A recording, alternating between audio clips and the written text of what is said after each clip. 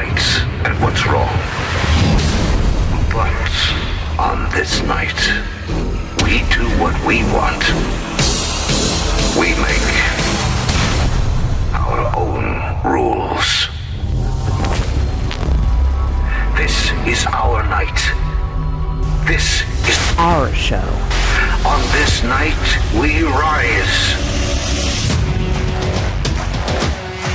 This is the bleeding edge of science, technology, and ethics. This is Solution. Unwilling to submit. We learn all that is learnable. Tonight, power shifts. Tonight, we raise our instruments of anarchy. Peaceful coexistence, encryption, software, secure devices, and our minds. Tonight, we are unbound by law.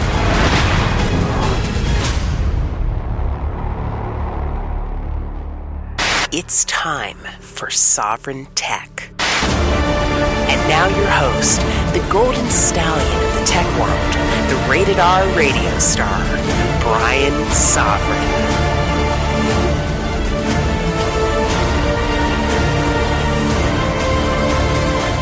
Woo! Baby! Like Carly Simon said at the opening of The Spy Who Loved Me, nobody does it better, though sometimes I wish somebody could. Well, I don't know if everybody is out there wishing somebody else could do it better, but I'll tell you something. Nobody does do it better than the Golden Stallion, the man of tomorrow, Savzu, the rated R radio star. And perhaps the baddest boy on the blockchain has to come back one more time to talk about our lead story. And oh yeah, we're going to talk about the DAO. And it's, man, oh, you know, I'll tell you something. If you want a preview of some of my thoughts, and if you want to hear the lovely and hyper-intelligent Dr. Stephanie Murphy's great thoughts on the whole matter, you can listen to yesterday's Sex and Science Hour. Of course, that was episode 11, and it's sexandsciencehour.com, and you can check that out. Of course, I also post the show at zog.ninja, and you can look at it there. But, man, I have a ton of thoughts on this, and I was certainly sharing them on various social media, but wow, what a ride. But before we get into the DAO, and believe me, I'm going to try and keep from saying, I told you so, but, well, let's save it. Got a lot of very interesting random access to get into. It's been, I mean, I know there's always tons of stories to cover. There's no way I could cover. If I did this show 5, 6, 7 days a week, I couldn't cover all the stories out there that are worth covering. And there, you know, in the tech realm, there certainly are that many, tech and science, you know, to where a 2-hour show every day could cover it. But this was a week really where like there was just so much news. There's no way I could ever, you know, really get to all of it. Even when I run my own blog at zog.ninja with Dark Android blog and all that, I mean, there's no way. It's just not humanly possible to do it. So anyway, of course, maybe we'll talk about some enhanced humans later in the show. Maybe enhanced humans could pull it off. But anyway, all right, random access. Here we go. Let's do this so we can get plenty of time talking about the DAO and Ethereum in general. And of course, longtime listeners of Sovryn Tech know exactly how I feel about that, and it ain't good. Here we go. Microsoft, let's start it off right there. In fact, a company that has, to some degree, invested in Ethereum. But, you know, I will say this with Microsoft. They also were kind of the only tech giant.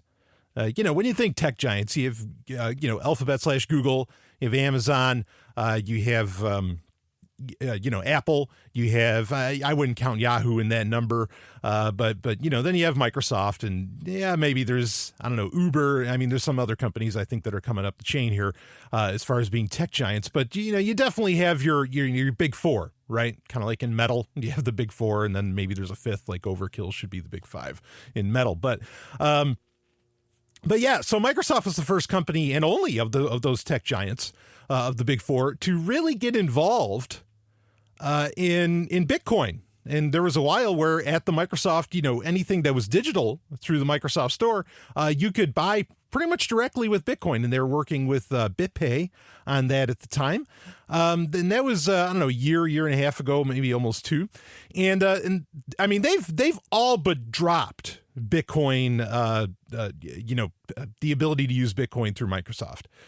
So they will backpedal if they don't like where something's going or if they're not interested. I think you can still get like you have to buy a gift card. I think you can still buy like a Microsoft Store gift card with Bitcoin. And then you can use that gift card, but you can't just buy things directly like you used to be able to. So they've backpedaled significantly on their, Bitcoin integration.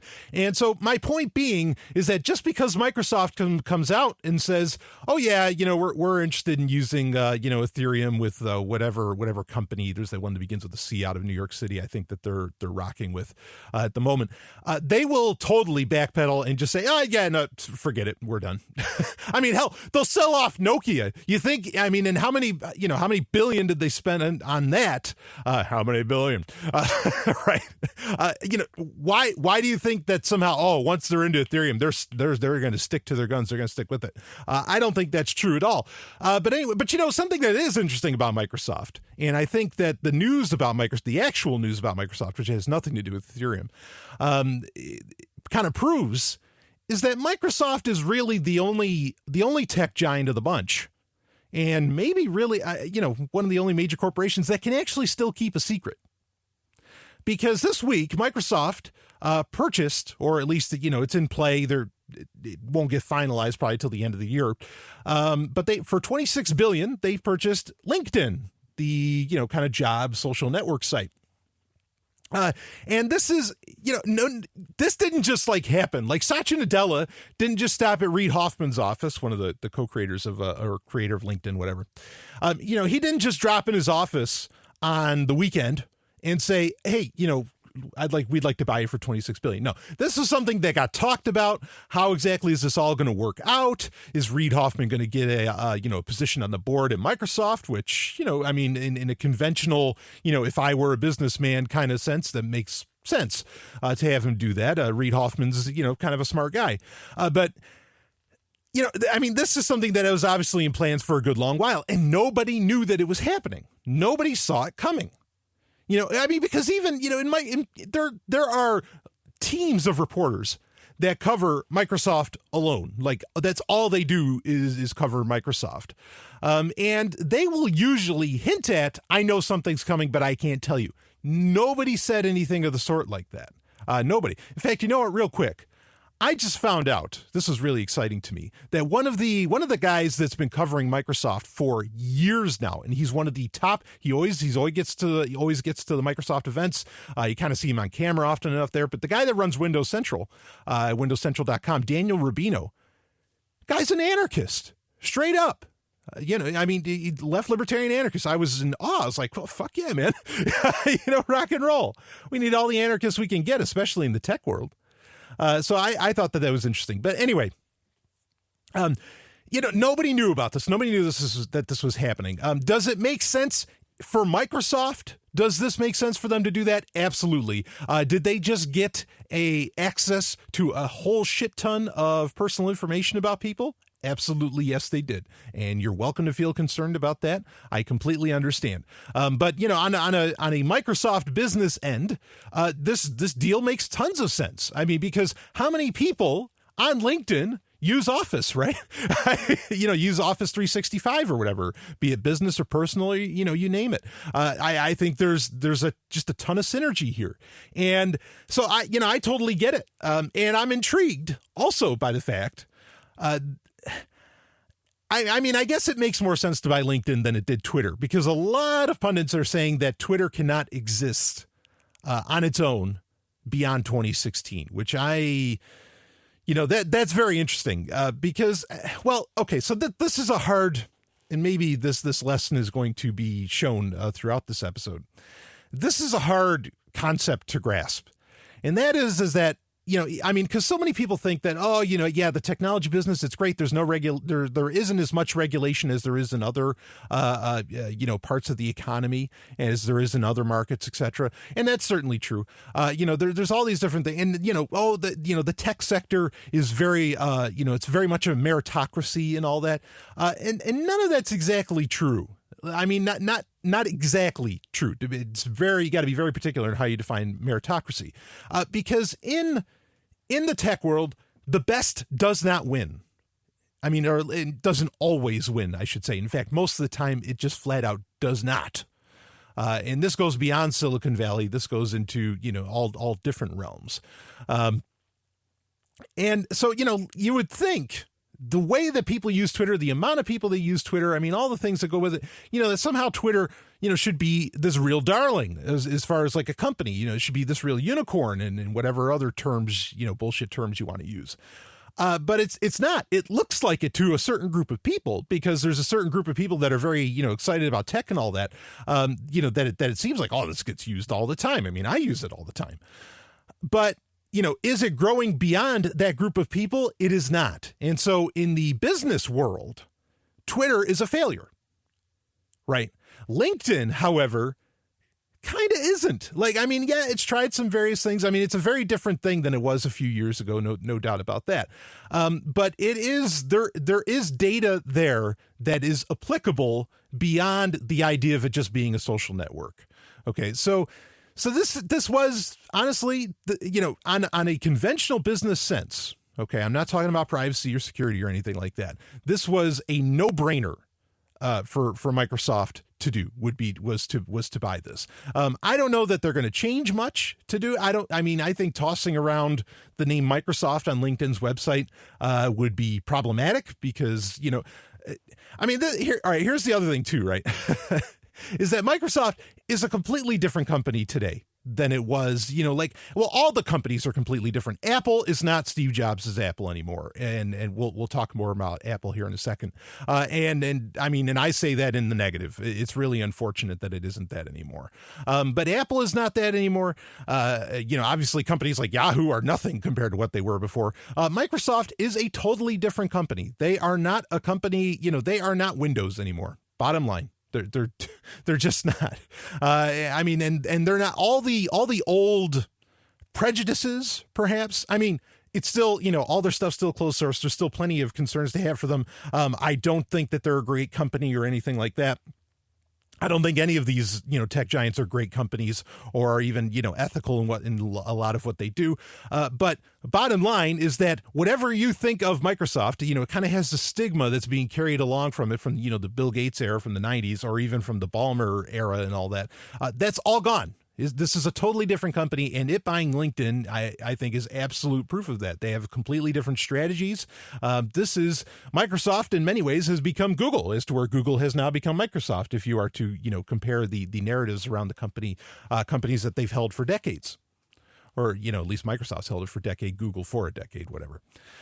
That's important to keep in mind. So, anyway, just saying, they bought it. It's there. Supposedly it's going to run like an independent company, kind of like Facebook does with Instagram, to where Instagram more or less still runs as a very small team, and they do their own thing, even though there's very special integrations with Facebook. And obviously any data collected by Instagram, I'm sure, becomes part of, Facebook's massive database that they interestingly store on Blu-rays, even though they keep telling you, just buy digital stuff. Don't buy hard copies of anything. Just leave that to us, because we know that it's a good idea to have hard storage, but we as in Facebook.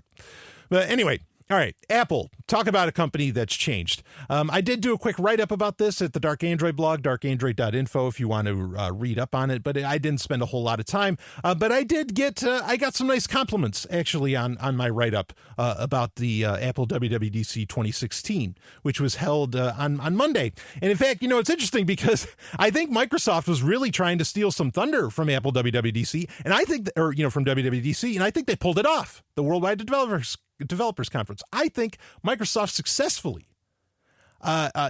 stole the news day, because nobody's really still talking about what Apple announced at WWDC, but everybody's still talking about, holy shit, Microsoft bought LinkedIn for $26 billion. you know. And so, I mean, this is really interesting. I mean, what a play on Microsoft's part. So, you know, they stole the news day, you know, as far as that goes. But I mean, part of that is because, like I said, there wasn't a whole lot of excitement around WWDC. And this is another case where I think, you know, and I'm going to try and stop doing this. Okay. A lot of the, you know, decades old or years old narratives that exist around these companies are no longer true anymore. And like, they don't even try to even hold them up. One of them being is that like what Apple does, and I've even said this, you know, recently, but I'm going to try and stop and just get away from this because now clearly the company is not about this anymore. Apple copycats all the best stuff that every other tech company comes out with. And then they claim that it's their own idea, right? You know, kind of like for a modern example, the iPad Pro is obviously the Surface, and the Surface was you know, with the Apple Pencil and all that shit, right? And it's ironic because Apple was explicitly insulting. In fact, there's you know, kind of tech commentary out there that proves the point, that Apple was insulting the Surface, saying what a dumbass idea. And then there was like that little cartoon, right, where it's drawing Steve Ballmer saying, Apple, you're going to come out with this in a few years and you're going to say it was your idea and everybody's going to love it. And that's exactly what happened. So people knew that this narrative was so, but I don't think it's true anymore. At WWDC, which is supposed to be, again, it's Worldwide Developers Conference. It's supposed to be for developers. It's okay that the whole show is about software and they didn't release a new hardware product, which they did not. At this, I mean, that's fine. So it's kind of going back to its roots, you could say. But at the same time, you know, the idea that every year or whatever, Apple is going to come out with some magical device, you know, that's kind of falling by the wayside, or that WWDC is going to be this major magical event that's falling by the wayside, which that was the narrative. I mean, I remember being excited for WWDC years ago. I remember, you know, being at work and, you know, firing up the computer and firing up QuickTime. Yes, you used to have to watch it on QuickTime, and you would watch WWDC and it'd be very exciting. You know, like, I mean, you know, they'd have a musician come out and play at the end. I can remember they had, what's her name? The woman that did Big Black Horse and Cherry Tree. Oh, well, I can't think of it. Anyway. Oh, Katie Tunstall. There it is. Katie Tunstall. Great song. Great artist, actually. So anyway, those days are gone. And there's no reason to, in my opinion, to write up about it anymore, to talk about it that way anymore. The idea that Apple is an innovative company, non-existent. I mean, that's not true anymore. I will say this, you know, just in brief on it, and then I have more I want to say. I like the fact, I think some people were expecting, I mean, every event pretty much that's happened since the Apple Watch was originally released, people have been expecting an Apple Watch 2, the second one. Pretty much all, you know, they have not come out with that yet. And kudos to them, because it's been a little while. Personally, I think that smart watches, this is something that should not be a part of, and considering the markup they put on these things, there's no reason for it not to be, that it can't be this way.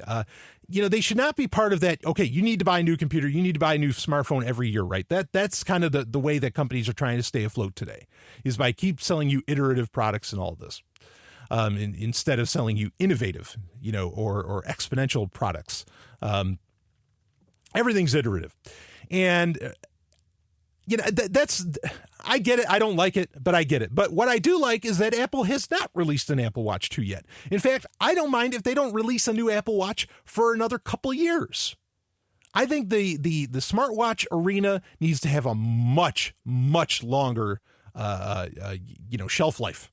Significantly longer shelf life for it to make sense, because you are going to, you know, watches are going to get to the point to where, I mean, the Apple Watch already, you can get one of them's like $10,000. What did Kevin Rose call it? A douchebag detector, right? Anybody wearing those? But they can be a very luxury item and something that lasts.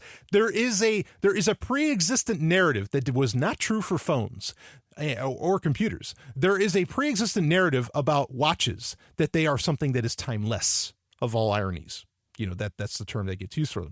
And so let them stay that way. And I'll give Apple credit. At the WWDC, pretty much everything they did was just maturing of all of their software platforms, including for the Apple Watch, watchOS. They also officially announced macOS, which we've already been calling OS 10 macOS for some months now.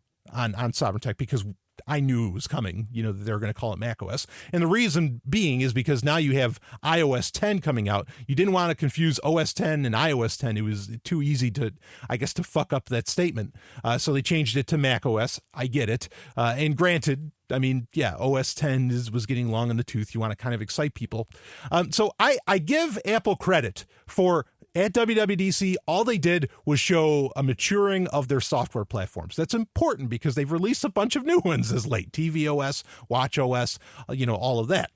But where I am, and this was the thrust of the article I wrote up, where I'm very concerned, and some people, I'll comment, or I'll share comments from them in a second. Some people shared my concern, is that like the Mac Pro, which is your primary, Apple desktop computer, that hasn't had an update in like 3 years, which is strange for any product that Apple has ever released. There is an overall real lack of push for the Apple desktop space, okay, for the Mac in general. And this is concerning to me because pretty much, I'm reminded of what Palmer Luckey said, the guy, one of the heads at co-creators of Oculus Rift, where he was asked, hey, are you ever going to push Oculus Rift onto Mac? And he said, well, when Apple makes a good computer, I'll consider it. Now, I know a lot of Apple fanboys get a little pissed off about that, but I think there's a real serious criticism there. And that is that Apple is, in the desktop space, in the laptop space, they are eons behind. And in fact, a lot of their like Retina and all this stuff, this is one of the things. Now, I had a very serious Apple guy, actually, and actually a really good friend, Marcus Connor, who is actually, if you ever go to the PorcFest website, which, by the way, if anybody's asking, PorcFest is coming up this week. As I record this, I will not be attending. This will be the first time in some years that I will not be attending PorcFest. I've already talked about why on Sovereign Tech in the past. So, but anyway, Marcus, who does just great work. Just a really great guy, does awesome website work and all that.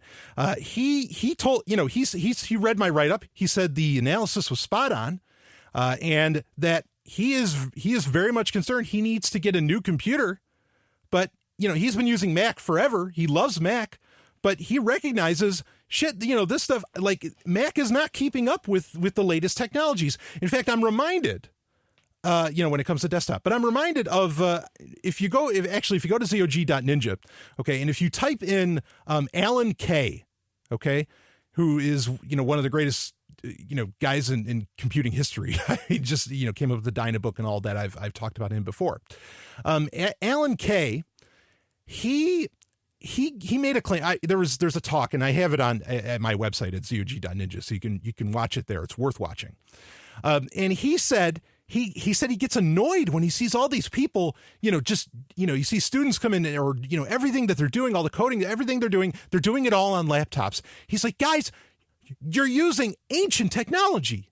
He says, we have supercomputers that blow these things away. Why are you developing the future on this crap? Now, he wasn't just talking about Apple, but if you watch in the video, you can see everybody that he's pointing at, everybody in colleges is using it, or, they're using Apple.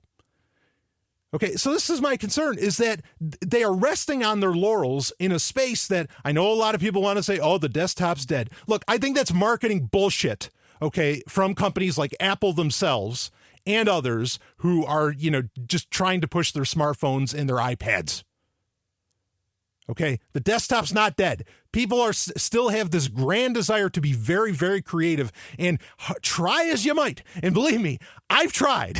Okay, on my phones, to be as creative and like try and only do all the work I do on my phones. You just can't. You just can't. You cannot get it. You cannot get business done like you can on a even just a laptop or whatever else. But Alan Kay's point is solid. Is that most people in the tech world, in the computing space, in the coder space, hacker space, whatever, they are using, compared to what we have elsewhere, ancient technology that can't even take advantage of the VR evolution that is happening right now with virtual reality, and it's happening, folks. So that's my takeaway, is that really, Apple is not innovating anymore. I'm glad they're maturing in some of their platforms, but in the desktop space, I mean, it's mind-boggling. Like, I mean, the OS has some advancements and all this stuff, but it really seems so behind in what it can take advantage of. And you can say part of that is because, companies want their exclusives. There's backdoor deals, happening with Microsoft, to only have VR and, in their space and all that stuff.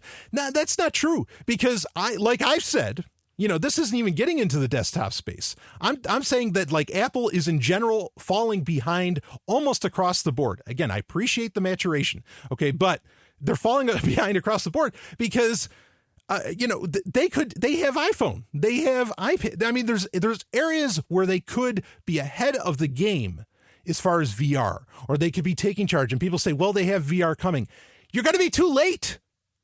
You can't wait around anymore. This is what happened. I mean, honestly, this is what happened to Nintendo in the 90s. This is why they fell off the horse. This is why they stopped being the dominant company. Is they stayed, they took too long to release the Nintendo 64. They were so behind. They didn't jump on board with CD-ROM technology. Granted, cartridges are coming back, okay? But I mean, like, there was points where they were being innovative, but then there was points where Nintendo was like in the spaces that mattered. And that's my point, is that in the spaces that mattered, like CD-ROMs, and full motion video being a big deal in the 90s and all that, they didn't take advantage of it. And other companies came in and just wiped the floor with them for a good long while, up until the Wii came out. They had to come out with something, really innovative at that point, which they could do. And I think Apple could do it, but they just don't. They're missing out in all these spaces. So anyway, WWDC, there's points about it that are very good, but then the way that they are just ignoring desktop. And I mean, there's so many problems, like with the Retina display. Like, if you're a developer, I mean, there's a lot of older software that just doesn't work very well, with the Retina displays and there's just these huge issues where they really, I think that they are making the wrong moves.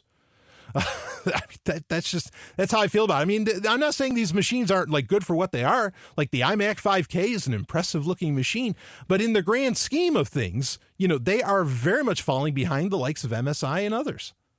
As far as even hardware that they're selling, and like what ASUS. I mean, ASUS released a gigantic ecosystem of machines that could easily take on and surpass anything Apple's doing. What was that at Computex last week? We talked about it, or a couple weeks ago, we talked about that. Yeah, well, there it is. Anyway, enough about Apple. God, I have so many other things to talk about. I told you this is going to be a loaded show. Facebook forcing the Moments app on people. This isn't big news, and it shouldn't surprise anybody. But pretty much, if you want Facebook to auto store your photos on your smartphone, the Facebook app alone will not do it anymore. You have to download their Moments app, and then it will continue to store things, ad infinitum, whatever.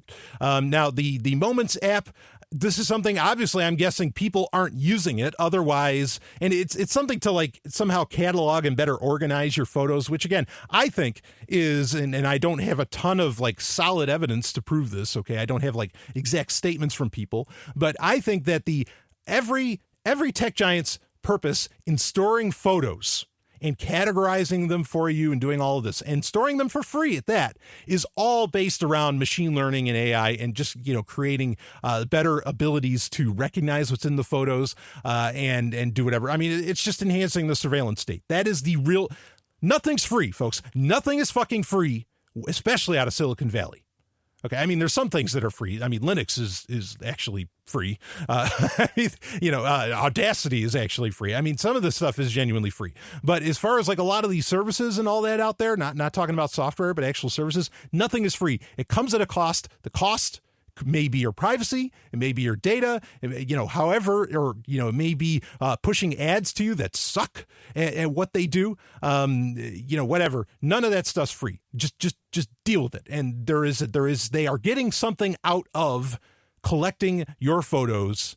And obviously Facebook, wants to push, they want to push this bullshit app on people, just like they're pushing Messenger. We talked about that last week. We will find a way to force you effectively. Yes, it's voluntary for you to decide to use it. I know that. Okay, I'm speaking in the average consumer sense. This is effectively forcing. So there you go. But I mean, not a ton of news there. Speaking of bullshit technologies, though, I heard a great quote. I just briefly mention this. I listened to it's my favorite podcast, Security Now, with Steve Gibson. It's on the Twit Network, and it was episode 564. It's just this past week's, and somebody emailed Steve Gibson with a question about biometrics in general. And it was interesting that this is a direct quote from Steve Gibson that I collected here. And, if you want to go listen to it to make sure I didn't take it out of context, believe me, I didn't. But you don't have to believe me. You can go look it up. Here's the quote from Steve Gibson. Quote, "Biometrics are implemented almost across the board." I'm trying to do a Steve Gibson impression. "For convenience, not for security." End quote. Bingo. This is what I've been saying forever. In fact, if you go to darkandroid.info and when you talk about setting up a secure device, I tell you, do not, if you can help it, buy a device that doesn't have a fingerprint scanner or reader on it or whatever. Turn it off. Do whatever you have to do. Make that thing not a part of the program. Okay? Because it's a security flaw. And even if it didn't have security flaws, as Steve Gibson is pointing out here, it's also not great security in and of itself. It is therefore, he talked about the trade-off between, kind of convenience and actual security, that there is a trade-off there. And I agree with that. There is a trade-off at this present time. Biometrics are implemented for convenience, not for security. There it is. Okay. It proves my point. These, biometrics is not a secure system. Never, in my opinion, never will be. It will be used against you before it will, be it by a government or whatever, before it would ever, will ever be something that is actually worth your while and will protect you. All bullshit, man. Biometrics in general, just a terrible idea. I know there's people that talk about implanting something in you that detects your heart rate, and that could be solid biometrics. I've talked about that on Sovryn Tech before. No, I don't think that's going to work very well. So anyway, there you go, biometrics. I thought that was great. It just proves more bullshit on all this. And also, we talk about iterative products. It shows that really, the implementation of fingerprint sensors and scanners on smartphones and all of this, and even laptops now, is really it's just trying to get you to think that they've actually done something new and something exciting. And it's to get you to buy this year's product, even when last year's product, or even the product from 3-4 years ago, is still sufficient, or is still actually more than sufficient. If there weren't, bullshit software updates that well, I won't go into that. But bottom line is that those devices should still work just fine. Consider the Galaxy S3. They can actually run Android Marshmallow really well if you put CyanogenMod on it. But would Google want you, or would any of these companies want you to stick with something that does that? The S3, which came out, 3, 4, 5 years ago, that should actually, that still works really well? No, you're going to fuck with their bottom line because they rely upon you thinking you need a new phone every year. But anyway, here's a not bullshit technology that I'm actually pretty excited about, and that is Bluetooth 5. And folks, we are going to get into the DAO. Don't worry. I get the feeling there's a lot of people listening just waiting for me to talk about that. I'll get into it. All right. But Bluetooth 5.0 is kind of coming on, is on its way. This is something I've brought up Bluetooth 5.0 before on Sovryn Tech, because one of the real exciting aspects of it is that it's being designed with mesh networking in mind. And that's great to have that, because Bluetooth is compared to some other radio tech, is a pretty secure system. Like, the way that the way you have to set up pairing keys and how the band kind of shifts and everything. I mean, just it does a fairly good job. But now Bluetooth 5.0, apparently right now, I think what we have is 4.2, brings twice the speed, 4 times the range, 800% more data capacity. I mean, these are huge leaps in what it can do. And then also build into the mesh networking aspects. I am really, really excited about this. I think this is great. And will you need to buy a new phone that has Bluetooth 5.0? Yeah, probably. I'd really wish, because if with a laptop, you can just buy a dongle, right? A USB dongle that'll connect to, that'll connect to your computer and will allow you to use Bluetooth 5.0.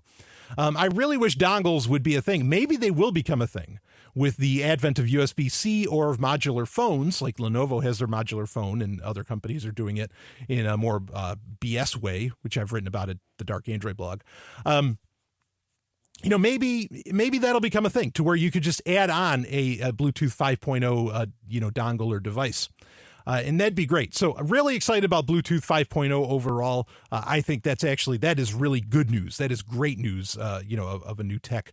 That's very exciting. Let's see what else we have here. The Bitcoin price. Okay, here's a nice segue.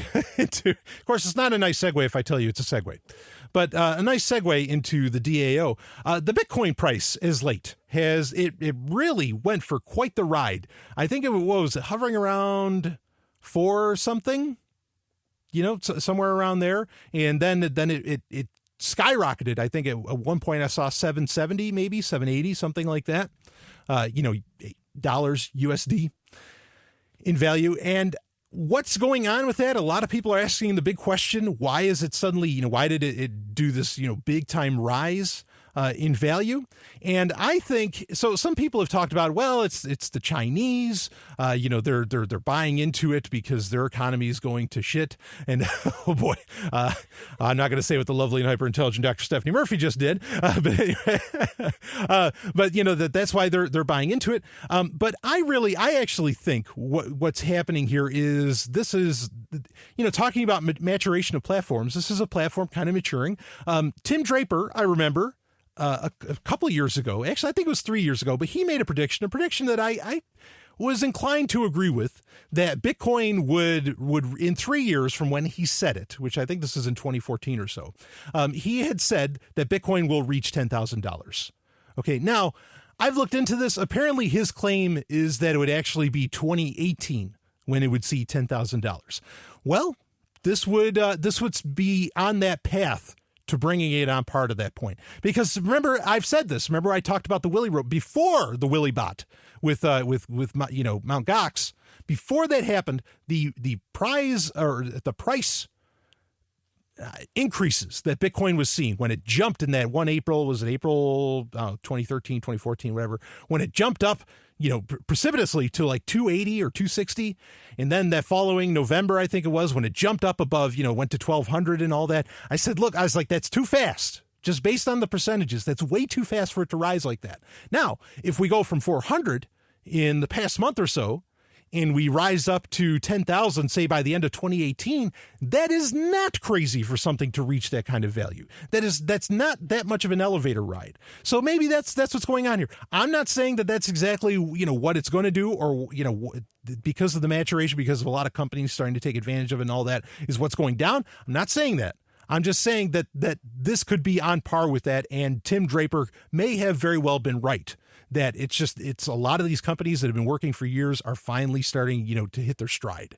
And that's why Bitcoin is starting to rise back up, because people are seeing the actual, people not behind the scenes, but people that are in the scene are seeing the value being created by these companies. And that's the positive spin on it, I think. And I think that might be, I'm open to that being absolutely true. So anyway, let's get into the DAO, baby, because we got a lot to talk about with that one. So I'll start this off with, I'm actually going to read a story from Quartz, or QZ.com. Not that I expect them to know a whole lot about blockchain technology, but I thought they did pretty fair coverage of what happened. But before we get into it, I do want to say, why didn't I ever talk about the DAO before? I just didn't want to give it any press. I didn't want to cover it. I said this years ago. I said, investing in Ethereum isn't rational. Those were my exact words. Okay. And so I am not going to, just constantly talk about something that I think is straight up bullshit. The last time I talked about Ethereum, a month or two ago, was in large part because people asked me about it.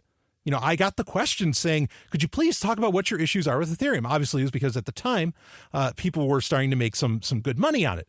Of course, due to the DAO failure, which we'll read about, the value of Ethereum dropped pretty significantly. I mean, it was, in fact, if you look at the charts, some of these charts are at the link. This is episode 180. You can read the story for yourself by going to zog.ninja or sovereigntech.com. Look at episode 180, and you'll find this the link for the story there. But I mean, it's a nosedive. I mean, it's not a nosedive. It's below the ballast, and the submarine's going down. I mean, it was like, you don't usually see numbers like that unless some small country has a revolution. I mean, that's scary. If I was an investor and I saw that stuff, I mean, I'd be shitting my pants if I saw a drop like that. And well, let's read the story, and I'm going to talk more about it. I have so much to say here.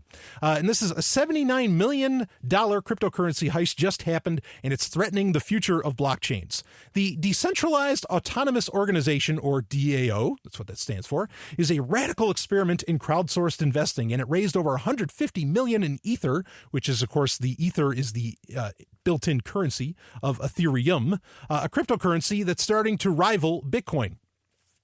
The funds were stored in an address on the Ethereum blockchain, the protocol underpinning Ether, where they would sit until members of the DAO decided how they wanted to spend these funds by collectively voting on proposals put before them.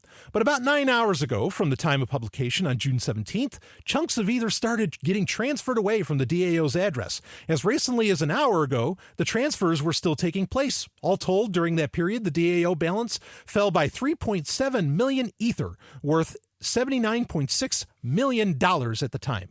As the hack was discovered, however, the price of Ether itself has plunged by 27%, from being worth $21.50 each to $15.59 at its lowest.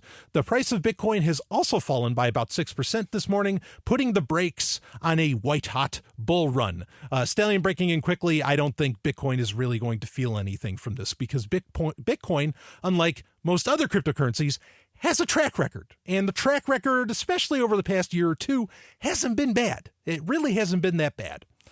Reading on, it's no surprise that cryptocurrency markets are in a panic. Funds invested in the DAO represents more than 10% of all the Ether in circulation. This is an important point, which is about $81 million worth. A massive hack on the DAO's holdings would be roughly equivalent to a successful heist at a major financial institution. The hack was first reported by Business Insider. Coincidentally, there's a pretty good fiat currency analogy to the DAO hack. The Bangladesh Central Bank had $81 million stolen from it in an online heist in February, after the Swift messaging network, which connected the world's major financial institutions, was exploited by attackers. While the Bangladesh heist only came to light in March as government officials began pointing fingers, the DAO theft can be watched in real time. And they have a link where, you could see it happen and all this stuff in the story. Again, the story's about a day old.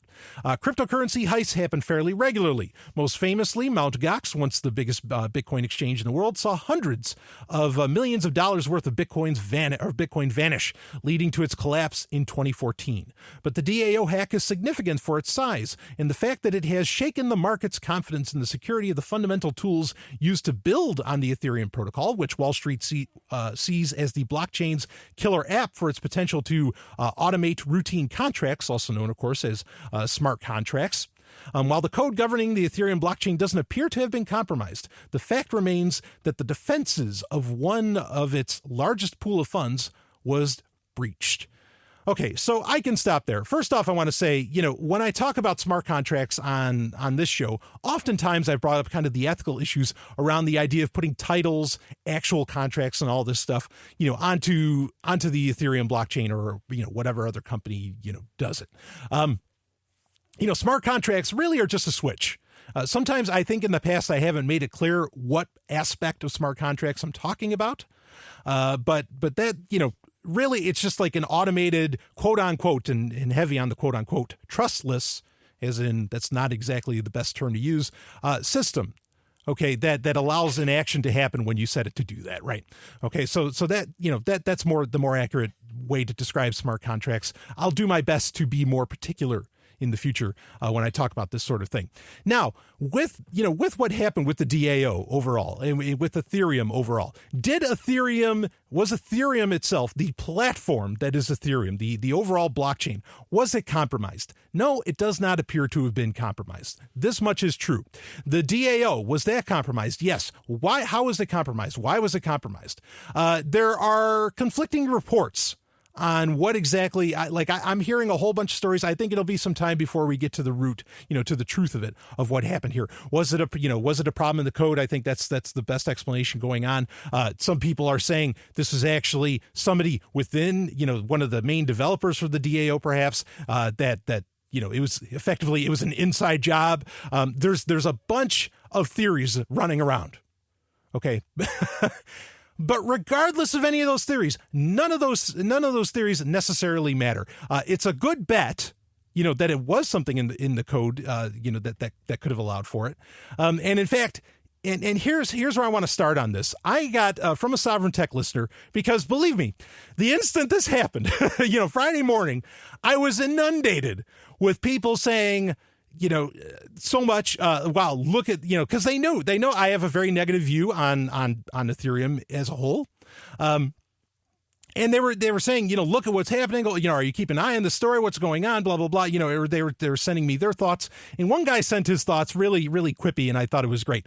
Largest crowdfunded project to date, that being the DAO, a widely acclaimed month-old democratically manipulated free-for-all fund running without here's the key, running without a full security audit on an immature, Turing-complete cryptocurrency scripting platform ends predictably.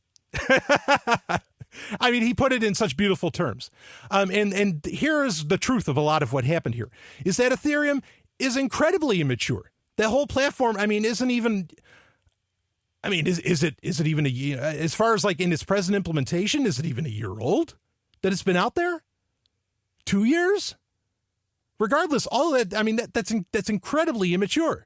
It has not had a full security audit done underneath. And certainly, obviously, if it was a code issue with the DAO, obviously there wasn't a proper code audit done. Yeah, things can get missed, but come on. So, that hits the point. And this is going to be my first point on the whole matter, okay, is that, as I've said in the past on Sovryn Tech, I think that there's very good reasons why Satoshi Nakamoto did not make Bitcoin Turing complete. And Turing complete's not that big of a fucking deal. Fonts are Turing complete. It just, whatever, okay? Stop. It's not a big deal. The reason he did that is because it was for security reasons, I think. I think he limited Bitcoin's abilities on purpose. So consider that maybe there's a reason for that. And consider that under the light of this statement that I'm about to share with you and that I shared with the world.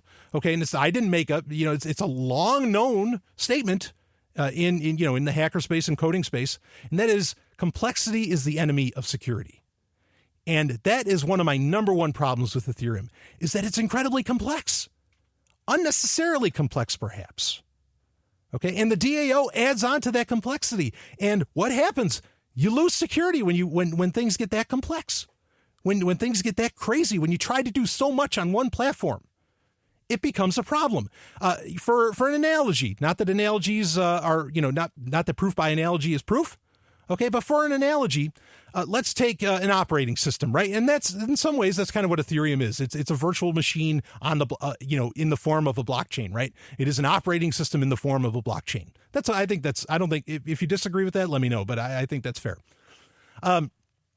My favorite operating system, that being OpenBSD, okay, they guarantee to some degree, they guarantee if you download a copy of OpenBSD, that you are getting a very secure platform. You are getting an OS that has only ever had one real security bug upon it being shipped. They are dead serious about that. But they will tell you, as soon as you start adding stuff to that platform, as soon as you start adding things to OpenBSD, that they didn't put in there themselves as the developers, then you're going to run into security holes. You're going to run into exploits and flaws. Okay. But that's the thing, is that they know if you keep it good and simple, everything will be fine. Here's another one. Here's another great example. Speaking of an OS, which I think is the best analogy for what's going on with Ethereum in the DAO. There's a huge argument right now, I think, around Debian. And this argument revolves around, in the stock Debian package that you download. A guy is they have to go through some degree of a direct democracy, what they decide, gets put into Debian upon, stock in its initial release. And with, Debian is a Linux OS, if you didn't know. And there's a guy saying, yeah, I'd like to put this screensaver into, to be a part of stock Debian. And a lot of the people in the Debian community are saying, don't do it. Now you'd say, well, it's just a fucking screensaver. What's the big deal? Because even a screensaver creates a potential exploit. That's how serious it is. You want to keep things lean and mean. And Ethereum and the DAO, especially in conjunction, are the antithesis of lean and mean when it comes to code, when it comes to, getting things done in the computer world, in the tech world. So that in of itself is a gigantic issue here. All right. Now, all that aside, there's a whole lot more to say on this, because what's happening, and this is proof of my concern that I've been saying for a long, long time on this show about Ethereum, is that when you start putting all of these things onto Ethereum, because what's the solution to this? People are like, well, do we just let this ride? We lost millions of dollars. People have lost their money. The DAO is right now, going down in flames, blah, blah, blah. What do we do about this? Well, there's a few different propositions being made. One of them is that, and this is being done by the Ethereum team, and I think they're deciding this on their own. There is no voting. They are effectively saying, we are going to do a soft fork of the code of the Ethereum platform, okay, that will keep that wallet, the Ethereum wallet that effectively has all the funds taken from the DAO. They are going to make it so that cannot do anything. They are not going to refund funds, but they're going to make sure that this guy can never spend that money. There's other people talking about doing a rollback. There's other people talking about doing, a harder fork, whatever terms you want to use. Okay, now my opinion, any of those things, I'm going to break down each one. Doing any of those actions is proof of it. It's not proof of concept. It's proof of failure of the whole goddamn system. Okay, because, here's part of the problem. This is, remember I said, quote unquote, trustless? That's sort of the big deal around this, is that, okay, yeah, with Ethereum, you don't need a bunch of middlemen. And that's one of the exciting things about technology for me, is getting rid of middlemen. I am totally on board with getting rid of middlemen. Okay, you don't need governments, right? You don't need all this stuff to do this. But if any action you take on a platform can be revoked, if history can be rewritten, if you can retroactively lose actions you have taken on something, where's the trust? There's no trust. How can you trust anything on there? This is one of the first examples I gave of this, because some people were saying, it's like, well, these things happen in a revolution or an evolution and all that stuff. And it's like, no. Okay. Yeah. You can say, well, banks can take away your money and all this stuff. All right, let's go beyond that. Okay, we got to understand, what are people saying that Ethereum and the DAO and all this kind of stuff. And we don't need to talk about the DAO. We could just talk about Ethereum in general. What is the stuff that this can do? Okay, one of the ideas that people have talked about doing, and also these are people that don't believe in government, because again, that's a huge narrative around Ethereum, is that this is going to replace governments. This is going to reshape society. This is going to restructure the way we do everything, and blah, blah, blah, blah, blah, blah, blah. Okay, right? And believe me, that's true. If you don't believe me, just start doing a DuckDuckGo search, or if you want to use Google, go ahead. I mean, if you like Ethereum, obviously you enjoy centralized power, so go ahead and use Google. Okay, go ahead and look into that. Believe me, this is the narrative. This is what people are saying. This is what people get excited about, is that supposedly it's going to, eliminate government. It's kind of like a BitNation and all this shit, right? Okay. A lot of people have theorized that what you could do is like, say you're buying a car, from a company, and you make installments. Okay, you get a loan and you're making payments or whatever on the car. If you are late on the payments, instead of the repo man having to come out, effectively what can happen is that a signal could get sent to the car based upon your Ethereum ID. Okay, your ID within the Ethereum blockchain, and that car could be turned off and could be kept from ever starting until you make your new payment, right? That's kind of the dream. All right. Or you have to have, maybe some device that verifies, perhaps it's an anti-theft thing, that verifies that you own that car.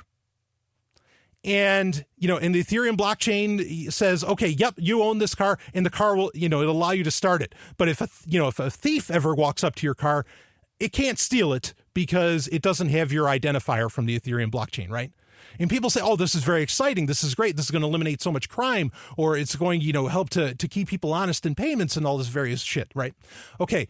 What happens, though, when you can just, as the Ethereum team is talking about doing, not even the DAO, that the Ethereum team can rewrite history or can alter the blockchain, the Ethereum blockchain, and say that, no, you don't own that ether. That transaction never happened. Or you're not allowed access to your Ethereum wallet that, you set up by the rules within Ethereum. What happens? You don't own your car anymore. Sorry, buddy. You're not with the in crowd anymore. And you say, well, that can't happen. Fucking bullshit. It most certainly can. I mean, most of the time, the worst thing that can happen with these technologies absolutely will happen. What, you thought they were never? Well, I'm not going to go there. Never mind. All right. So that's one of the, the potential issues here. And this is the other thing, with theft in general, we're kind of talking about theft. Okay. Yes. People's money was stolen. There's kind of a rumored, supposedly there's a story out there that the hacker, quote unquote hacker, that stole, this $80 million from the DAO, he came out and said, oh, I just worked within the rules of the DAO to get access to this money and all that stuff. Okay. Now nobody can verify that that's actually the hacker that wrote this whole thing up. So, I'm not going to give that a whole ton of validity, but I want to talk about the action of theft. Now, theft in and of itself is unethical. All right. Just straight up. Hopefully nobody has any, questions about that. Theft is unethical.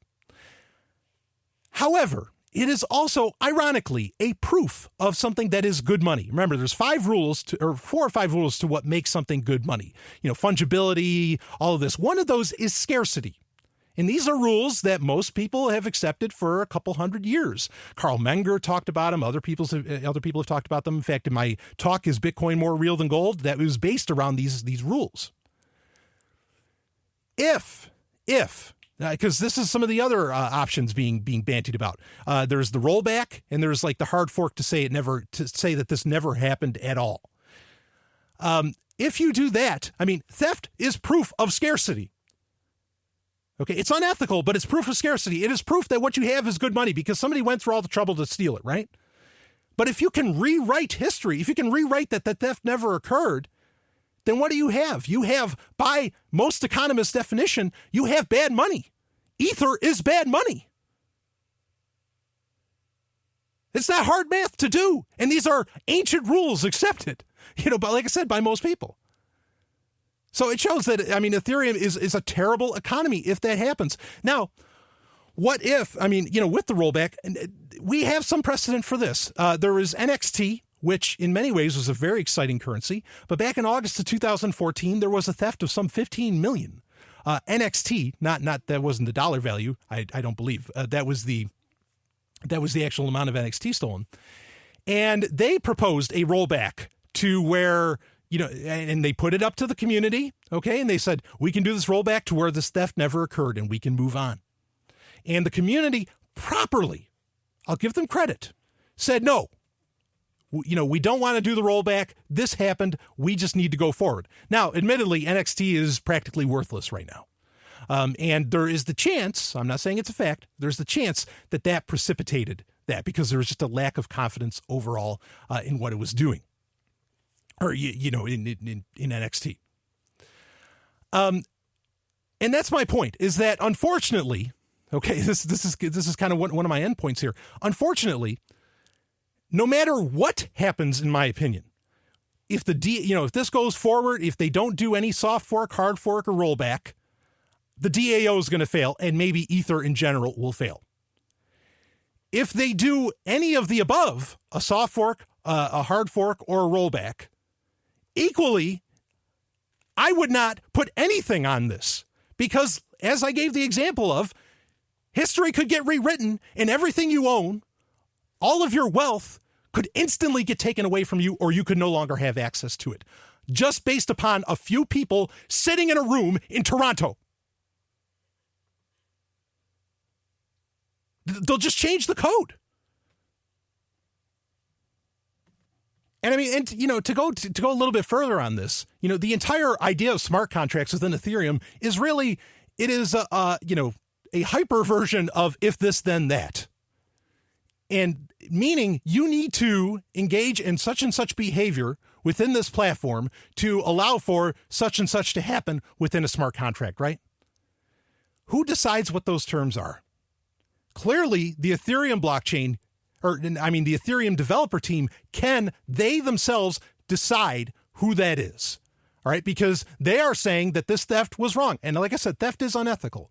All right. I'm not debating that, but they're saying that this is wrong. And now they're just going to soft fork and make it so that it's not accessible at all. But you have a very real sense of population control there. And what happens when you act outside of what they think is okay?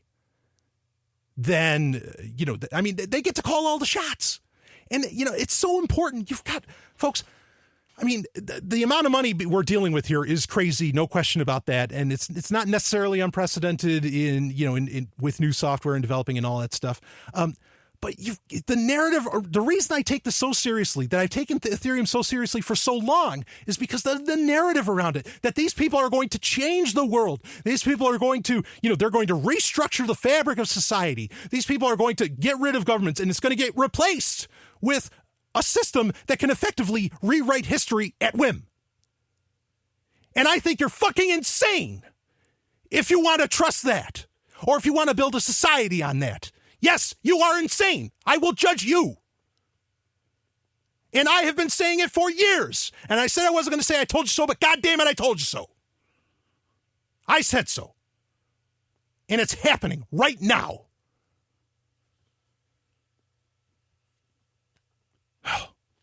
Drives me nuts. I get called crazy all the time. Yeah, I get passionate about it. Because I'm told by people within my own sphere of influence, oh yeah, Ethereum. Oh yeah, baby. Give me that ether. Oh, my nipples are so fucking hard right now thinking about smart contracts. We're gonna get rid of it. Everything's gonna be trustless. We're gonna have reputation systems. What if that reputation system says that you're a thief? Based upon who? What if that little article that supposedly the hacker wrote is true, that he worked within the rules laid out by the DAO? Then what? Well, because you didn't like the outcome? Who are you to decide what happens with my money? Or with this, whatever. You get my point. This is serious. Folks, life's not a dress rehearsal. Do you understand? It's not a dress rehearsal. You only get one shot. And the DAO failed. And I think overall, Ethereum has failed, as I said it would. What's the solution? You just keep things simpler. Complexity is the enemy of security. Bitcoin does money. Good. Let it do money. Build something else that does something else. A completely different system. Don't put it all on one big, giant black pot.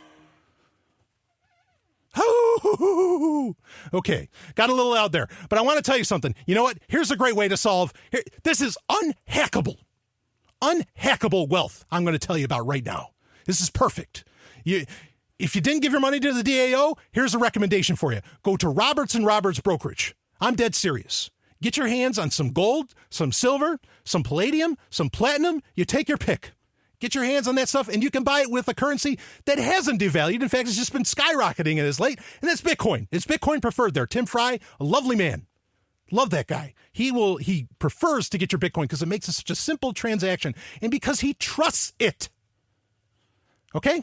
So you can get your hands on some gold, get your hands on some silver, keep the shit that's happening with Ethereum and all of that from happening. You can exchange it with something that has a much better track record, that being Bitcoin, etc. Or you don't have to use Bitcoin. There's other payment methods too. But I want you to go to gold.zog.ninja. That's gold.zog.ninja. And that will take you right there. Or you can go to rrbi.co and just let them know that the Golden Stallion sent you there because you wanted to get golden too. All right, I want you to check out Roberts & Roberts. This is one of the best companies on the the planet, straight up. And I thank them so much for their support of Sovryn Tech. It means the absolute world to me. Either way, let them know that I sent you. And believe me, if you say Golden Stallion, they'll know exactly who you're talking about. They know me. Get to know them. Roberts & Roberts Brokerage. Let's get back to Sovryn Tech. Pixel, I'm being chased by assassin bots. I need an exit. Pixel!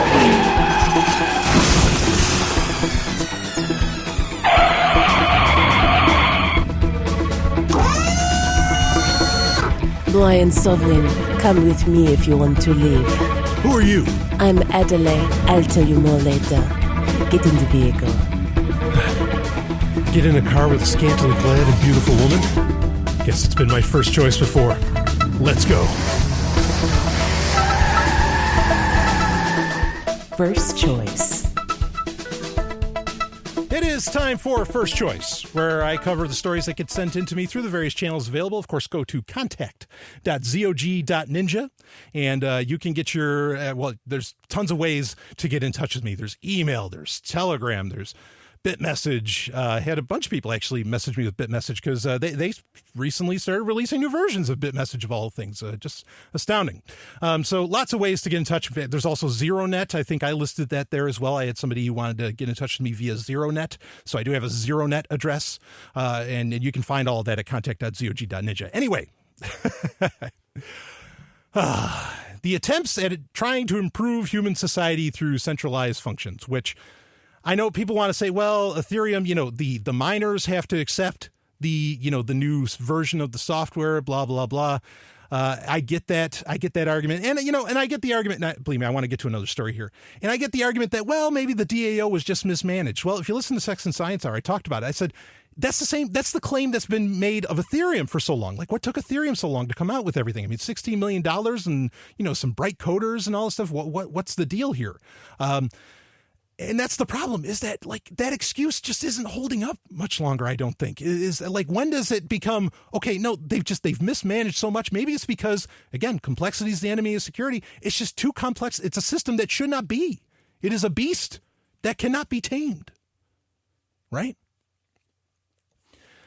Where was I going with that? I don't recall. Anyway, speaking of, whatever. Speaking about improving human society, now you have people. Oh, yeah, I was saying that it's a centralized thing.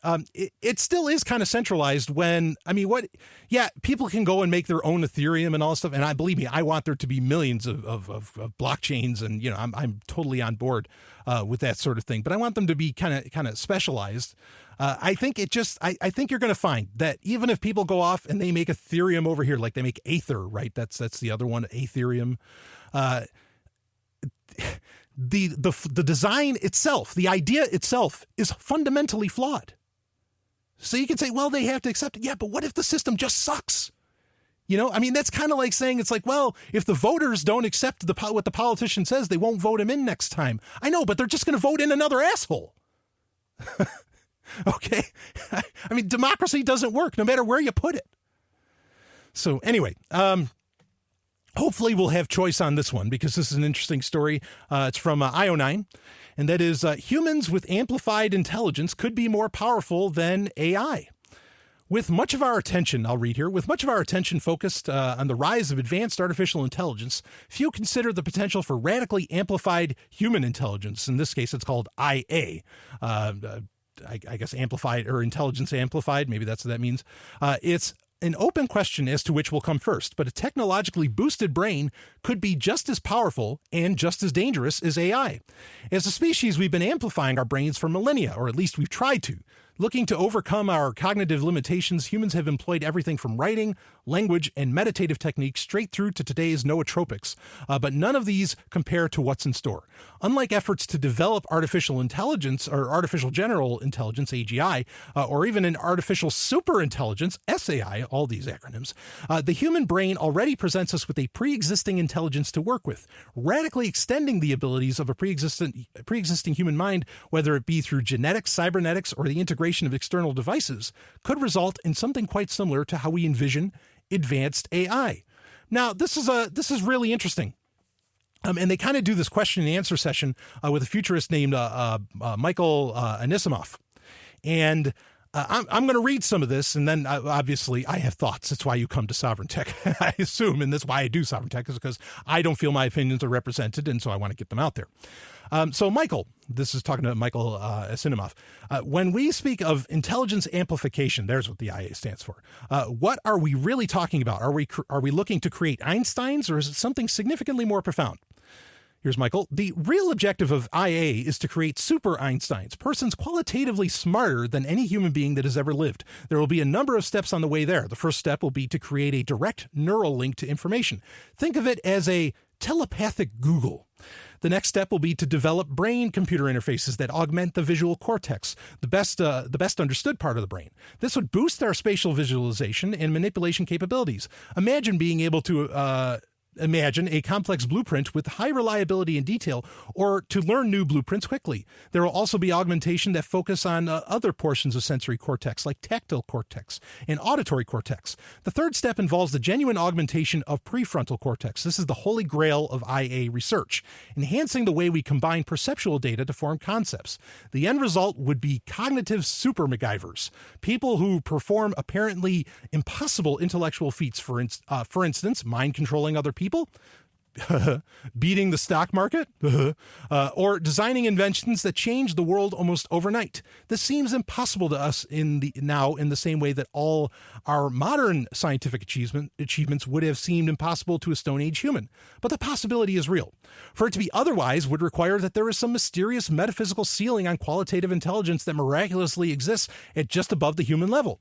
Given that mankind was the first generally intelligent organism to evolve on this planet, that seems highly implausible. We shouldn't expect version 1 to be the final version any more than we should have expected the Model T to be the fastest car ever built.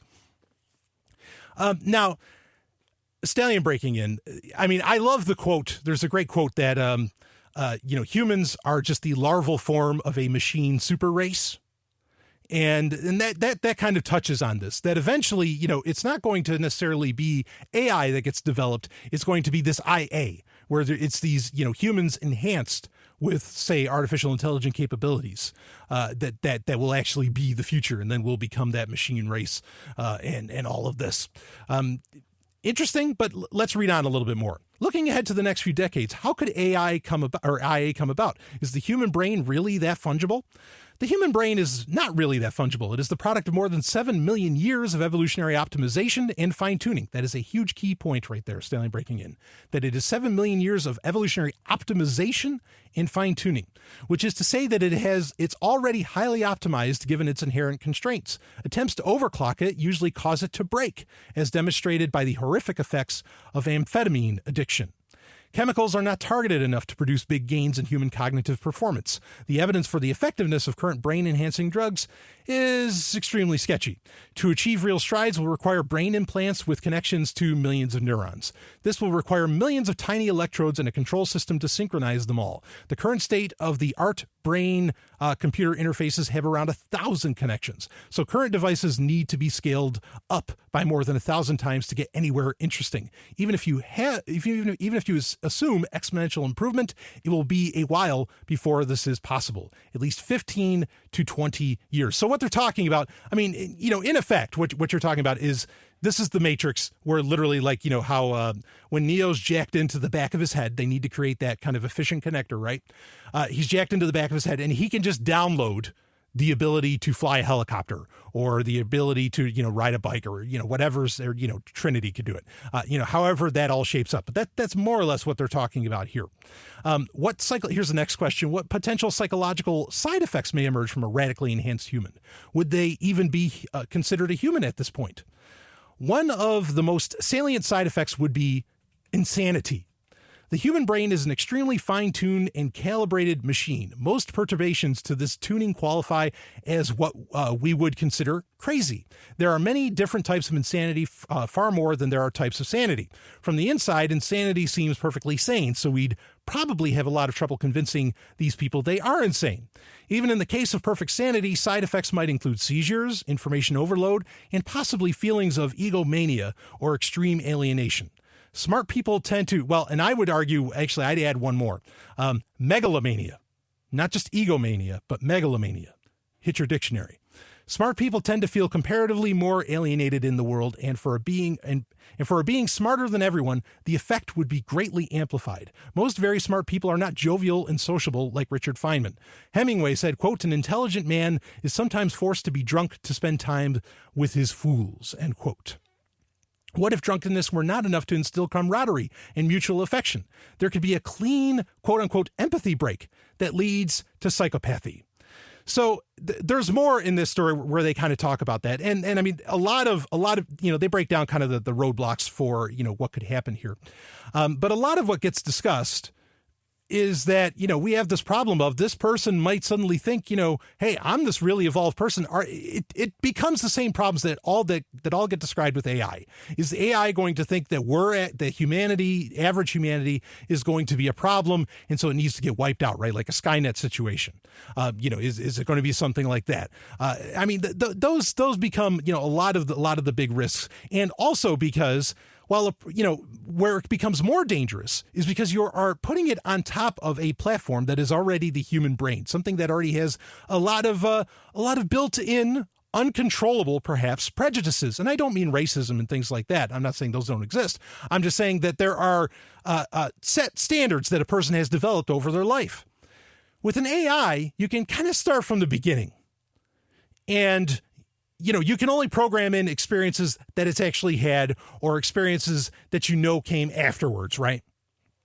That's not true when you start building on top of a human, unless you built on top of a human from birth onward.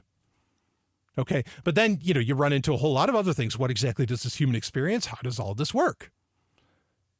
Now, the flip side, of course, on all that is that perhaps, just perhaps, this this IA, the super intelligent human, would recognize the importance of empathy, perhaps, which is a strength that could very much have over an AI. Some people always talk about, maybe an AI would become a benevolent dictator and would, let humans know that, hey, you guys are really fucking up, but let me show you how to do it right so that you actually care about each other, and they'd show that government is a fiction, yada, yada, yada. Maybe a superhuman intelligence or a human superintelligence would do the same thing. Maybe. I would hope so. Okay. That's exactly what would happen. But part of the problem here is that, it falls into the same thing. I'm not saying that there isn't potential for this, but I think we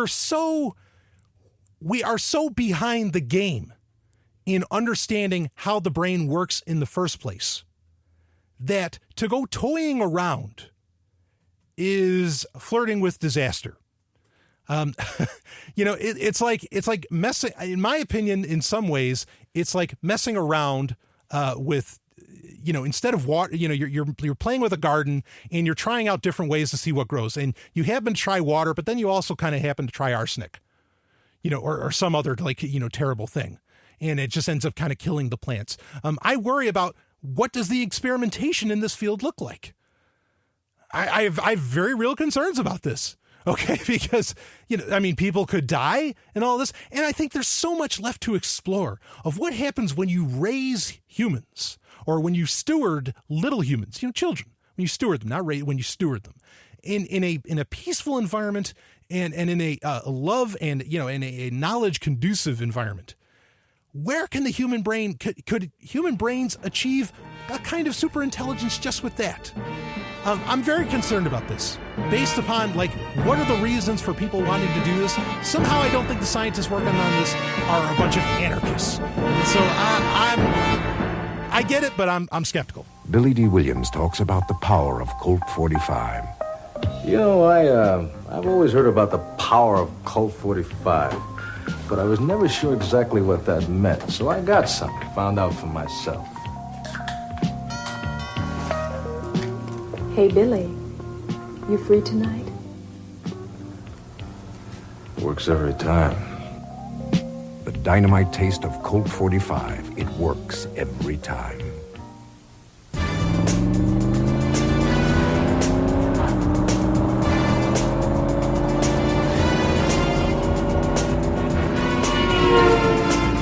Whoa, hey, you want to slow down? I don't do slow. I move fast. Okay, well, so you're French. Everyone in the future speaks French. Wait. The future? From 2099. Permanent autonomous zone, Osiris-1. You've been there. Oh, this isn't happening. It only thinks it's happening. How do I know you're from Osiris-1? RGP fingerprint Omega 746566666. Okay, you're legit. Hey, really, be careful. You drive like you're playing a video game. That is how you programmed me. Game Talk. It is time for Game Talk, where I talk video games. But before I do, I have 2 points that I want to bring up. One is that if you want to send me your feedback on the idea of IA, not AI, but of, human superintelligence, feel free. And I am going to, I didn't get to spend enough time with that. I am going to spend a ton more time next week for First Choice covering this topic again. So if you want to share your thoughts on what you think, or perhaps the benefits, the dangers, I will read some select emails that I get about it. So I want to hear from you, because it's a serious topic. And, one of the things you really got, this is something that really needs to get understood, is that society in general, civilization in general, has really developed to serve the average, not to serve the smart, or even the dumb. It's really designed to kind of serve the average, and it sort of bolsters being average in all of this. There's there's so much to cover in this whole concept. And here's my second point. Why do I have an ad for an alcoholic beverage in Sovryn Tech? And I do want to get into Game Talk. I have something I want to discuss.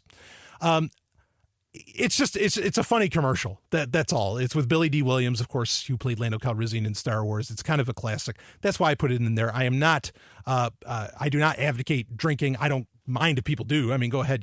It's you. I don't make rules. I'm an anarchist. Okay. But that's why it's meant to kind of be, so yeah, it's kind of a meme in nerd culture, because honestly, getting drunk and alcoholism often is not funny. So anyway, take it for what it is. But that's a good question. We're talking about, human superintelligence. What happens when that human superintelligence gets drunk? What very, very serious. I think this is a topic that needs to be had, and that a lot of people I brought it up. I started the conversation because a lot of people ignore it. Everybody's like AI, machine learning and all that. Well, what happens, with IA, right? So we'll be covering that more, and I'm definitely interested in hearing your thoughts. Feel free to go to contact.zog.ninja to send them, and I will certainly be reading some of those, and I will be responding as well, because there's certainly a lot more to say. Anyway, let's get into this week's Game Talk. And what I got somewhat of a shortened segment here. What I actually want to talk was something I realized the other day. And I've posted about a couple of these on my website at zog.ninja, but a lot of games, like there's the game Happily Ever After that came out, which people thought was gone. Okay, this is a game that was supposed to come out like in 1993. There's a huge long history about it, but it's really fascinating. And this game was based around the sequel movie, I think getting made by, I don't remember who was it, because I don't think it was exactly Disney. But it was a sequel to Snow White and the Seven Dwarfs, the classic animated film. And they were making a game out of it. Okay. And this, everybody thought it was gone. There was advertisements for it in magazines and everything, and everybody thought it just disappeared. But what ended up happening is somebody found a cartridge of this game, of the NES. Was it NES? Yeah, I think it was NES. Happily Ever After game. And it ends up being this platformer, and the game was complete. It was finished. It was done, and it's really good, and you can play it. You can look it up at zog.ninja if you want. Just type in Happily Ever After. I'm sure it's the only thing that's going to show up, because I certainly don't talk about things being happily ever after. I'm a very negative person. No, not really. That's a joke. But yeah, so, and this is happening more and more. People are finding classic games, or they are somehow being able to bring games that maybe never saw the light of day into light. And there was another case of this past week, and I just started to realize, because something, I talked about recently, it was during the climaxes on Sovryn Tech, that, I said, I was like, the older I get, the more I have to leave behind. That's life. And I understand that, it was when Prince died that I talked about it. And it was such a shame, because as I said at the climax at the time, by and large, my musical taste that I had growing up, and even as a teenager, I could continue to listen to artists from that time frame, 80s and 90s, up until today, like, I mean, almost indefinitely, and they still come out with new albums, and all these new albums are great. Even, Motorhead with Lemmy, who unfortunately died. I mean, but so many of these guys that hadn't died up until this year, the past year, I could listen to new works from them, and I could kind of, just imagine culturally that I still exist in the 80s and 90s. And I was starting to feel like, especially when Prince died, I was starting to feel like, nah, I like that ability is going away. But as I've noticed with some of these game releases that have come out, or not even game releases, like even game translations, where people are translating some of these games that were only big in Japan, because they never got released in the West, quote unquote, never got released in America. But then now people are doing translations of them, very good translations, and they're inputting them into the ROMs of the game that you can download and play on an emulator. And you effectively get to play games as if it were just like with Happily Ever After. You get to play a genuine 1993 video game, and not one that's just being retro, not a game that's just being retro, but like a game that actually has all of the thinking based around and ingenuity based around the limitations of gaming and, of the hardware at the time, and enjoy it that way. And so, with a lot of these games getting found or translated or re-released, whatever, as late, I've sort of come to the realization that actually, thanks to modern technology, and this is going to sound maybe anachronistic or ironic, thanks to modern technology, you can almost perpetually live in the past. If the past had a certain mean amount of content within it, like you can't necessarily live in the time that, like, say, Robert Johnson or Tommy Johnson were singing the blues. Okay, which would have been the 20s and 30s. And boy, talk about amazing musicians. But you could effectively live in the 80s and 90s, if you sort of close the door, or, if you have four walls around you. In many ways, you could into eternity, live in the 80s and 90s, maybe even the 70s. You could pull that off. And I really came to realize this, and it took gaming for me to realize it. The fact that a lot of these games, there's tons of games that nobody in America, or very few people in America, have played, that all they need is a good translation. They're fucking awesome games. Like, I remember there's the Robotech game for NES that was fantastic. That was like one of the first imports, as they're called, that I ever played. And I didn't bother to translate it either. At the time, I could kind of handle it. But lots of these things, or, various Final Fantasies and whatever, all of which are coming here. And some of them are just, like I said, they're just getting translated and not even getting updated. Not that the updates generally are pretty respectful. But I mean, and also, the other thing I thought about was like, well, now they do hologram, like where, Tupac is a hologram, or they do a hologram of Michael Jackson. And granted, they're a little lifeless. Like there's not the creativity that comes from an actual human may not necessarily be there, but you can still, there's some, like with Prince, you've had, perhaps hundreds of hours of music that's never been released that could get released. It could get performed by a holographic Prince. I mean, and to some degree, like I said, due to modern technology, you could live in culturally the 80s and 90s forever. I mean, and even you go to the movies. I mean, holy shit, there's a new Independence Day coming out next week. I mean, how much more 90s can you get? It's nonstop with what's possible. And then, I mean, so many people make fan films now and everything, and they can just make their own sequels to classics, from the 80s and 90s and whatever. I mean, there's more Star Wars movies coming out. You can't get more 80s than that. I mean, there's all these various things that really you can, and virtual reality is really going to be like the ultimate cincher in a lot of this. But you could exist very much, I think. And this isn't, if you want to get into the psychology of, nostalgia and all that stuff, that's a whole other ballgame. I'm just saying that if your taste revolves around, like there's people that have had disco fever for 40 years, right? But if your taste revolves around, say, the 80s and 90s, I mean, you could very much, all your video games could be from the 90s, and you could still end up with new ones. That's the key. Your musical taste could be from the 80s and 90s, and you could still get new music forever. You know, it might not be some of it might not be the best stuff. And there's plenty of people that copy the stylings from the 80s and 90s musically. Your movies, you're getting plenty of sequels from everything in the 90s that are, going to probably be as picked apart and enjoyed as much as when these movies were released 20, 30 years ago. Just go down the list. Books, comic books. I mean, there's tons of comic books. You have X-Men 92. Like, they literally made an X-Men comic book that is, I mean, it's with some pastiche, but I mean, where it's all taking place in the 90s. You really can pull it off to where you can still get new content. Okay. And, fresh stuff that you've never heard or that you've never seen, at least in America. Granted, in Japan, this might be a little bit harder because, all those games, I mean, there's rarely a game that doesn't get released in Japan, and under Japanese auspices. Right.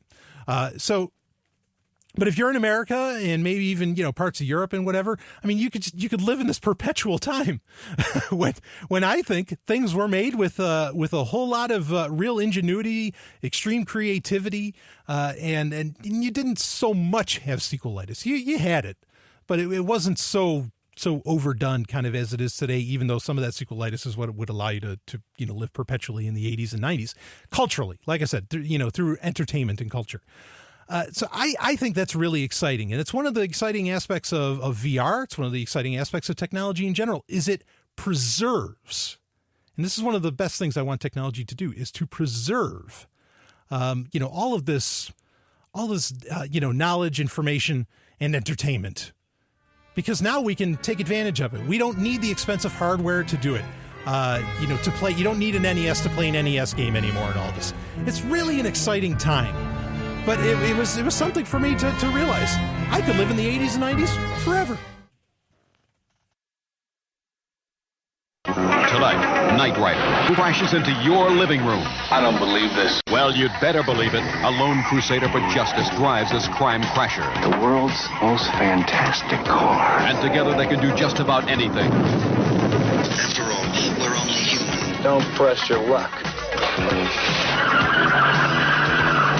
And now, buckle up for action with the fastest show on television, Knight Rider. See Knight Rider online today. And now back to Sovryn Tech.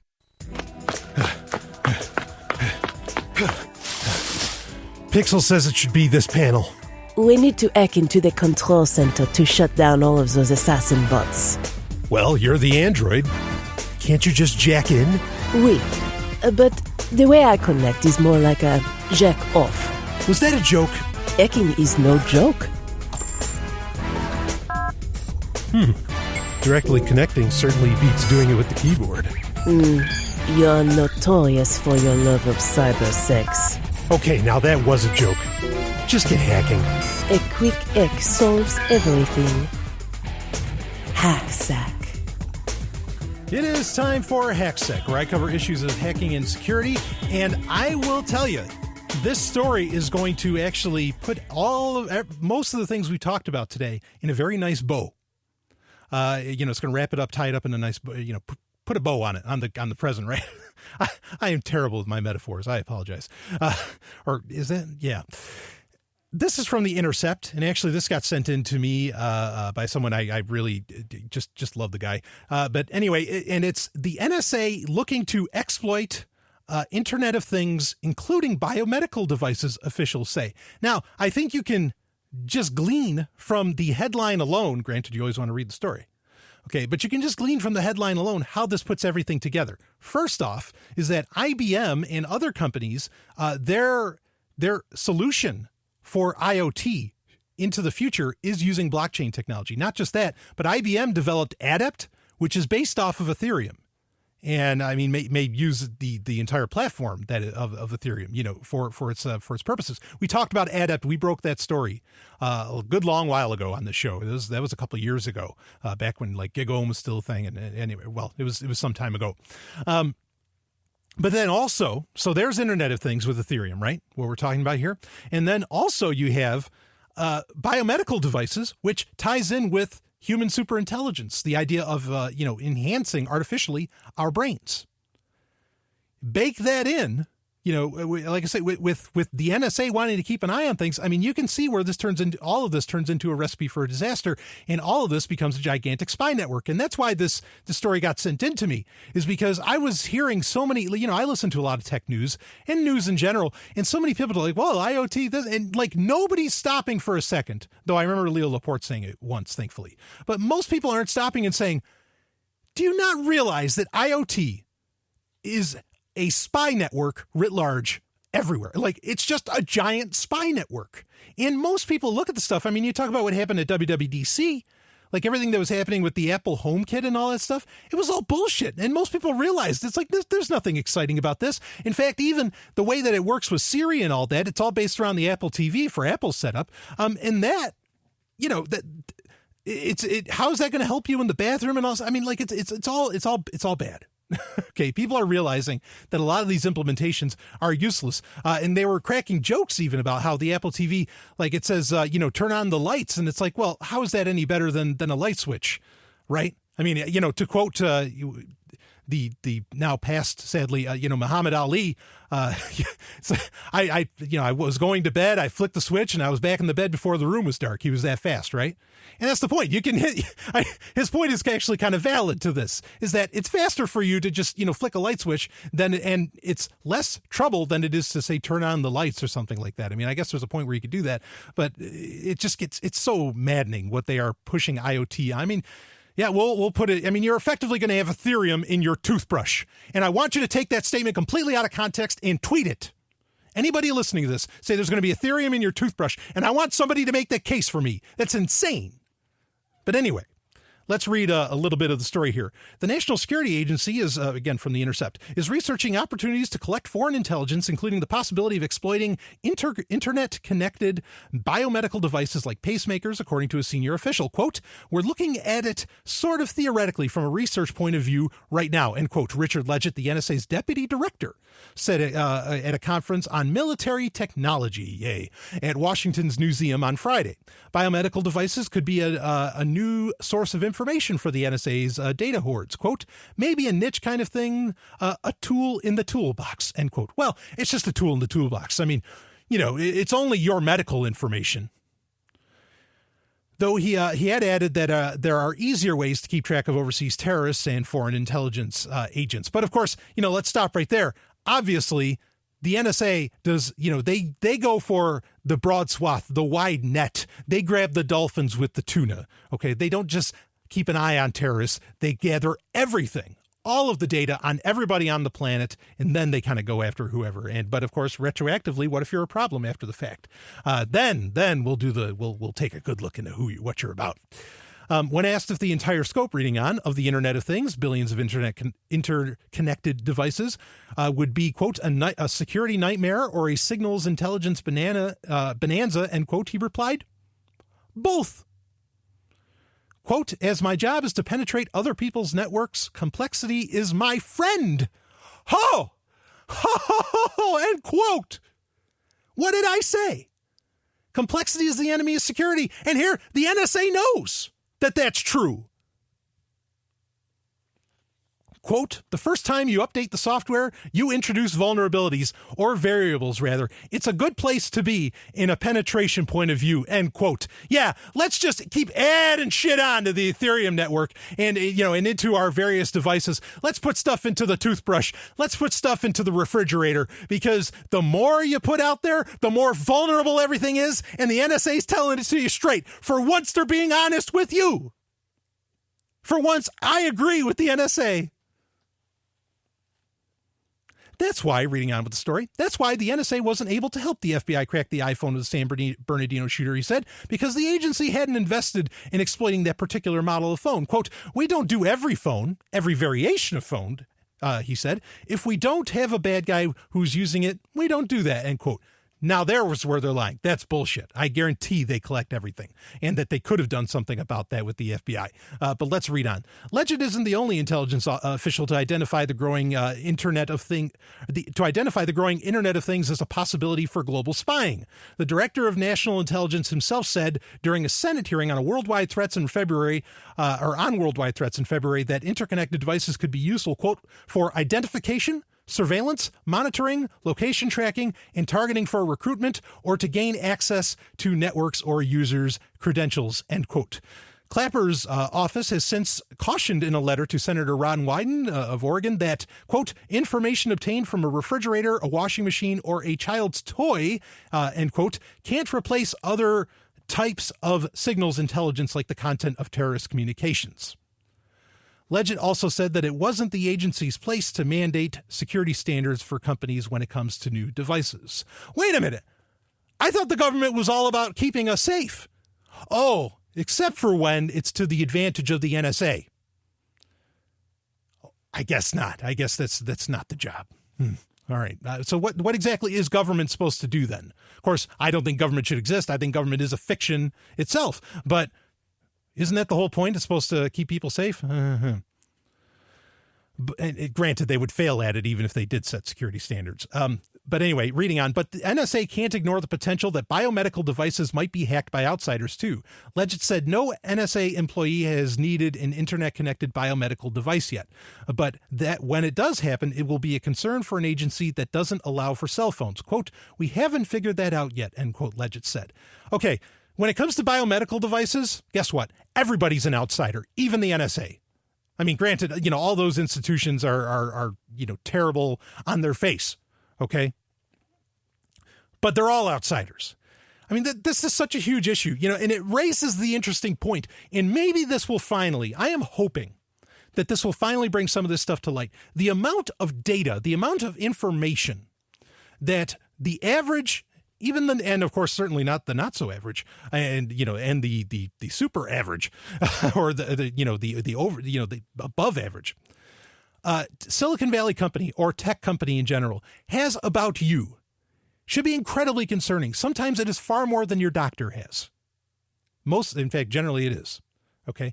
And often they will have or be able to conclude much of what your doctor knows. Okay. Now, you as a consumer, as an individual, both have, I think, and you can tell me if I'm wrong, you probably have some, you have a certain expectation of how a doctor, of how a medical professional handles your information, your very private data, okay, about, whatever is going on for you, whatever the case may be, or even, not just doctor. I mean, it might not just be a health matter or a physical health matter, it might be psychological, something like that. You have expectations that information does not go out there.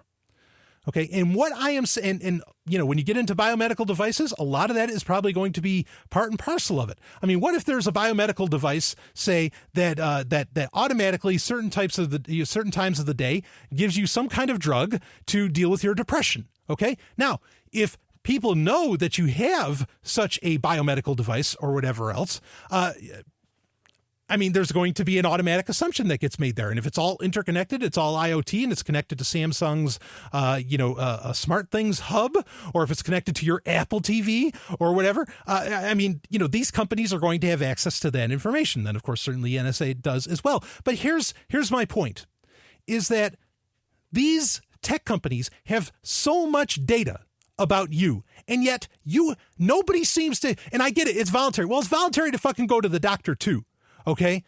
But people seem to have no expectations that these companies are, going to really keep your data very private. They have no expectations over the fact that some of these companies have the same data that your doctor has and all this. And yet you just toss everything up to them. And when a hack happens, you're just like, well, crack technically.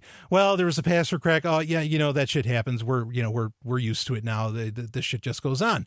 But I bet people would still flip out if somehow, a recording of what you did with a psychiatrist got out.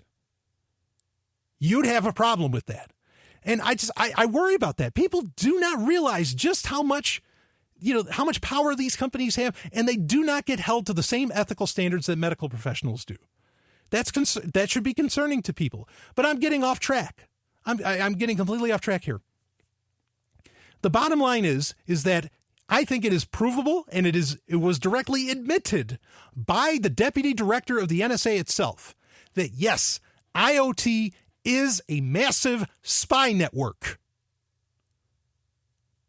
Was it designed that way? Did it get funded that way? That's another conversation. But the bottom line is it's going to get used for one. And please tell me what that amazing thing that you just have to have IoT for, that is worth the trade-off to you being spied upon, to handing over your privacy. I'd love to know. I mean, I get it. If you're a quadriplegic or something, yeah, I understand. Very different story. Okay. But I mean, I know lots of people, they buy their Alexas and they buy this and and it's like, man, you realize that you just said, Amazon, I am paying you to put 7 high quality microphones into my bedroom, please. Thank you. When you break it down, it sounds nuts. And if you said it to anybody 10 years ago, they would have freaked the fuck out. I don't understand how people don't realize that the Internet of Things is not a giant spy network. It is bolstering the surveillance state and thus bolstering the state. What's hard about that to understand? What's even questionable about that?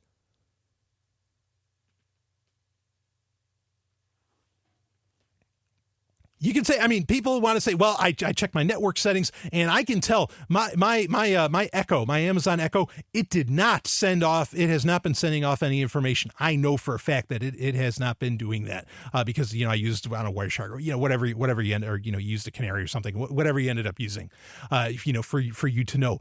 Great. That's awesome that it didn't. But guess what? When I say that it's a spy network and then the NSA also says, yes, and it can and will be used as that, then when I say you're putting a spy device in your room, I am not being hyperbolic. I am not being crazy. I don't think any people having that concern, those concerns are not invalid. They are not paranoid anymore. They are right.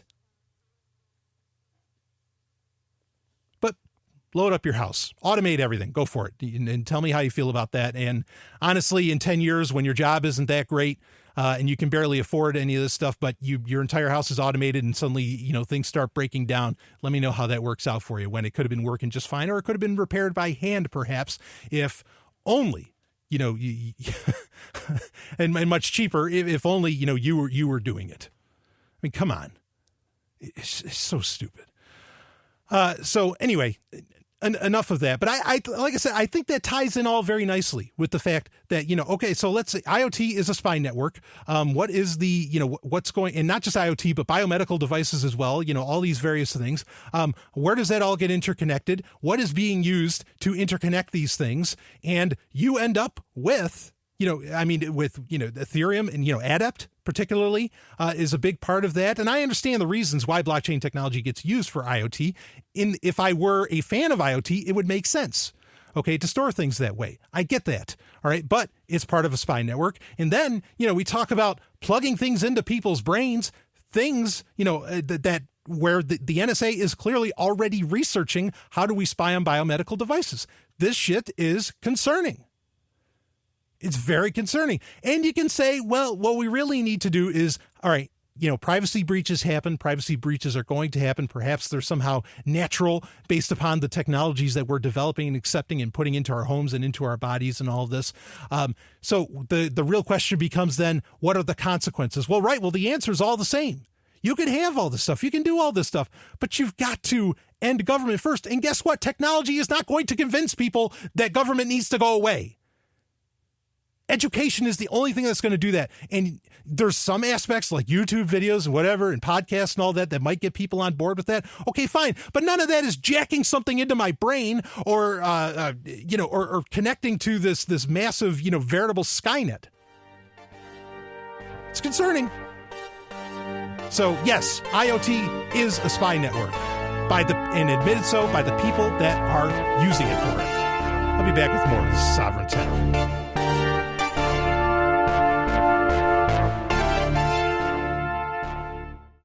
The reviews are in, and Babylon 5's a winner. The New York Daily News says Babylon 5 could make Star Wars look like a walk in the park. The Chicago Sun-Times calls it a welcome addition to the sci-fi universe. Impressive, perfectly scaled for TV, raves the LA Times. And the Kansas City Star says Babylon 5 is one space station you're likely to want to visit frequently.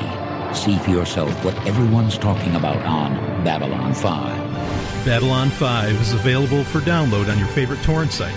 See it now to experience the greatest show in television history. Babylon 5.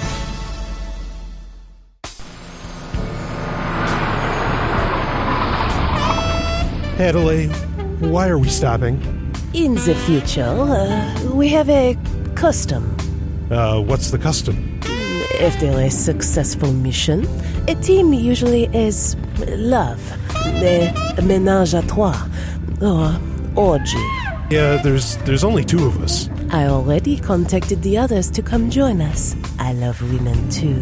Whoa, Adelaide, you're beautiful, but you're an android. I am fully functional. I am programmed in multiple techniques, a broad variety of...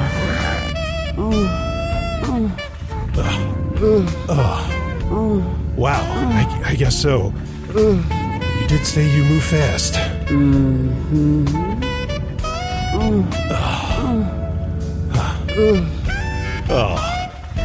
Adelaide, the future is going to be so good.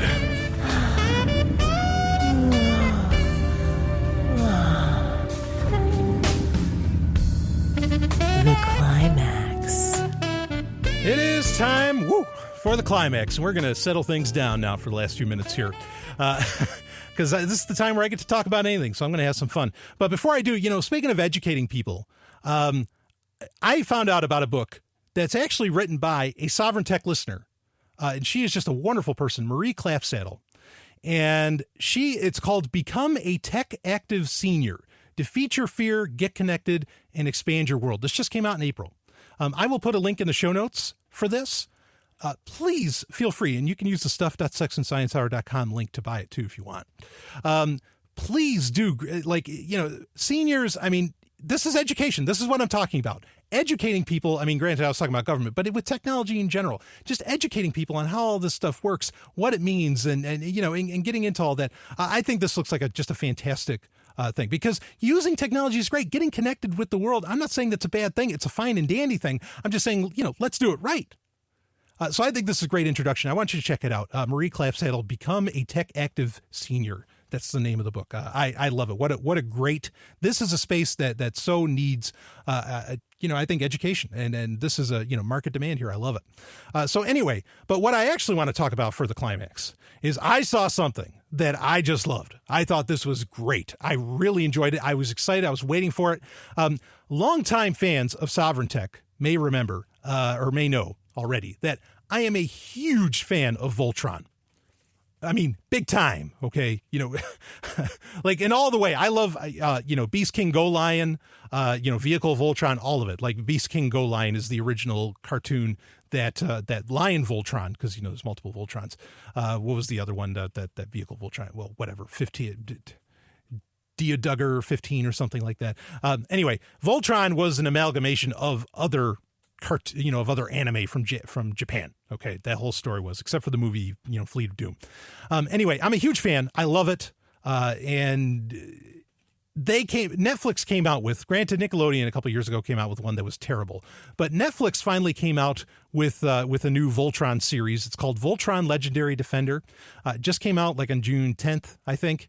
And it's about 13 episodes, depending on how they break the episodes down. And it was awesome. It was really, really good. And pretty much what they did, if you don't know Voltron, I'm not going to break down what Voltron is. But it's about a giant robot that 5 lions come together, and humans, they have to take on Zarkon, and it's this kind of classic space opera stuff. But Legendary Defender, they did such a good job with it. And it's pretty much, if I were to describe Legendary Defender, I'd have to say it's a mixture of Beast King Go Lion, which again was what Voltron was originally based off anyway, because like kind of the planets and some of the stuff that they use, like there's a planet Eris, but actually Princess Allura is from another planet originally, and that's the planet that in Beast King Go Lion was where they're originally from.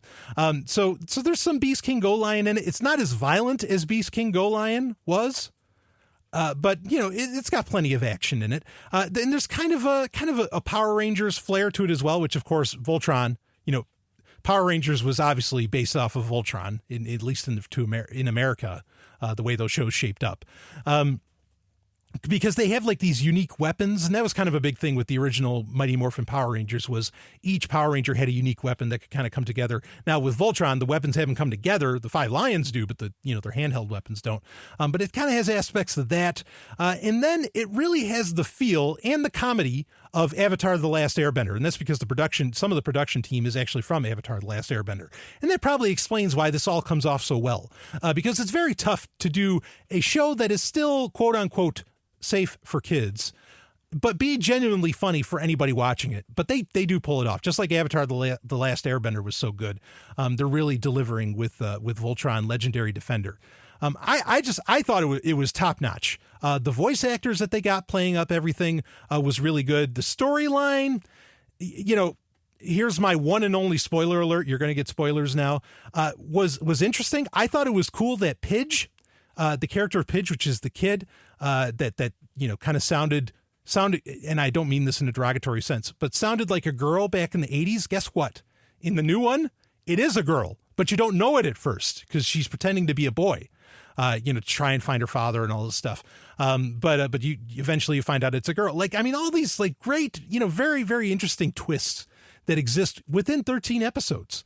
I'm really impressed by what they pulled off. The lions look good. All that stuff's good. It's got a great feel. All the technology looks good. The castle is really cool because now the castle can actually, it's an actual ship so they sort of have a mothership and all this. And of course the series ended with the cliffhanger. I'm not going to go into that. I do have a couple of qualms with it. The music, I don't know what it is, because even, this isn't the first time Voltron has, had a remake or there was a sequel show actually made by Babylon 5's J. Michael Straczynski, Voltron in the Third Dimension, which was really, I really enjoyed the show. That was a direct sequel to, Vehicle Voltron and Lion Voltron, from the 80s. As good as that show was, every show fails on one point. The music, none of the music ever matches the fucking epic score that 80s Voltron had. That music, I still get goosebumps every time the Voltron music starts up with that low rumble. I just go nuts. And so the music was great in Legendary Defender, but it doesn't live up to the epic feel that the 80s Voltron music had. My other complaint is that I felt like Zarkon in this and his empire, Prince Lotor wasn't there. That sucked because he was kind of they used some of the scenes from Beast King Go Lion to kind of show him off as sort of a playboy. He wasn't there, and Zarkon just seemed kind of standard fare. He didn't seem you get some hints that he has quite a history behind him that obviously they'll get to in the second season, but. Yeah, I wasn't impressed with the bad guys so much in this, which is important to me. Usually the bad guys is where you get to express the more adult themes in a show, and it wasn't there. But the action, the animation, all that stuff was top drawer. I thought I really don't have much in the way of complaints. The stories were varied. They had very different plots amongst them, which is. That's certainly superior to the 80s Voltron, where every episode was admittedly kind of the same. It's still enjoyable, but kind of the same. The one major difference is that Princess Allura is not one of the pilots of one of the Lions in this one. And in fact, the guy that is Shiro, it seems kind of based off of the American character of Sven, who Sven gets injured early on, or some people say he died, and depends on what version you go for. Wasn't long for Voltron back in the 80s. I have a bet. There's no hint of this in the show, so this isn't a spoiler of any kind. I think Shiro's going to end up dying, and Keith will will take over as Black Lion like he was in the 80s, because right now Keith is flying Red Lion, which matches his suit and all this stuff. But overall, I can recommend, I mean, you know, if you're doing a score 1 out of 10, 10 being the best, I give this a 9 out of 10 easy. I thought Voltron Legendary Defender was fantastic. Good short episodes. And I can't, the only thing that sucks is we probably got to wait a year or so for season 2. That's shitty. And hopefully it'll be a longer season next time around. But definitely gets my high marks. I love it. Anyway, if you love this show, please don't hesitate to donate. Donate.zog.ninja, Bitcoin, PayPal, Patreon, whatever you want. It helps so much. Thank you. Carpe Lucem, everybody. Woo! I'll see you on the other side. It's going to be a great episode next week. You just experienced Sovryn Tech. Go to sovryntech.com. That's SOVRYN tech.com. And connect with us there. Find links from today's show and catch our podcast feed. Sovryn Tech is copy heart. Copying art is an act of love, and love is not subject to law. So please share the show however you like. Welcome to the evolution.